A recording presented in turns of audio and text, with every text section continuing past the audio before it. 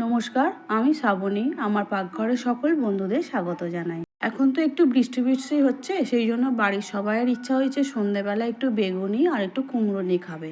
সেই জন্য সরু সরু করে বেগুন আর কুমড়ো সব কেটে ফেলেছি আর নুন হলুদ মাখিয়েও রেখে দিয়েছি।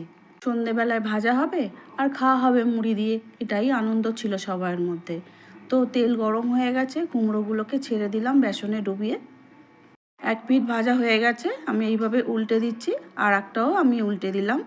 দেখো কেমন লাল লাল ভাজা হয়ে গেছে। আমি কুমড়োনি দুটোকে আস্তে আস্তে তুলে নিচ্ছি। কুমড়ো দিয়ে বেসনে ডুবিয়ে ভাজলাম বলে আমি কুমড়োনি বলছি, জানি না তোমরা কি বলে ডাকো।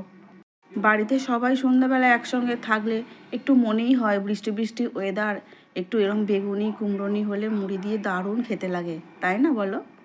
কুমড়োনিগুলো মোটামুটি সব ভাজা হয়ে গেছে আমার। এবারে আমি বেগুনিগুলোকে ভেজে নেব। তুলে নিচ্ছি প্লেটের মধ্যে। আবারও বেগুনগুলো বেসনে ডুবিয়ে আমি তেলের মধ্যে আবার ছেড়ে দিচ্ছি। একইভাবে এক পিঠ হয়ে যাবার পরে উল্টে দিলাম, আবার এইভাবে লাল লাল করে ভেজে তুলে নিচ্ছি। বেগুনিগুলো একইভাবে আমি ভেজে নিচ্ছি। আর একটু ব্যাটার আমার বাঁচবে, সেই জন্য আমি গোল গোল করে টমেটো কেটে নিয়েছি। ব্যাটারের মধ্যে দিয়ে টমেটোগুলোকেও আমি ভেজে নেব।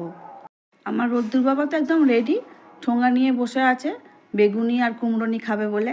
দেখো গোল গোল করে টমেটোগুলো কেটে নিয়েছি আর ব্যাটারের মধ্যে দিয়ে দিচ্ছি। এগুলো দিয়েও আমি সুন্দর করে ভেজে নেব, এগুলো খেতেও খুব ভালো লাগে। একটু নুন দিয়ে দিলাম। বেসনে ডুবিয়ে আর তেলে ছেড়ে দিলে কোনটা না খেতে ভালো লাগে বলো? বিশেষ করে গরম গরম যদি হয়, আহা কি দারুণ খেতে হয়। এই বর্ষাকালে সন্ধেবেলা সবাই মিলে একসাথে খাওয়া মজাই আলাদা।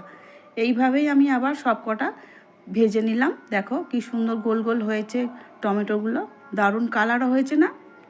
টমেটোর ফুরুলিও ভাজা হয়ে গেছে, আমি একটা প্লেটের মধ্যে তুলে নিচ্ছি।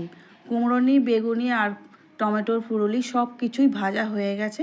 এবারে আমরা খেতে বসবো, বুঝলে? একটা বড় প্লেটের মধ্যে আমি সব সাজিয়ে নিয়েছি। দেখো কত সুন্দর দেখতে হয়েছে, দারুণ দেখতে হয়েছে না? খুব সুন্দর দেখতে হয়েছে। আর রোদ্দুর এদিকে ঠোঙায় সাজানো শুরু করে দিয়েছে। কিভাবে সাজালে দেখতে ভালো হয় ও সেই নিয়েই ব্যস্ত হয়ে গেছে।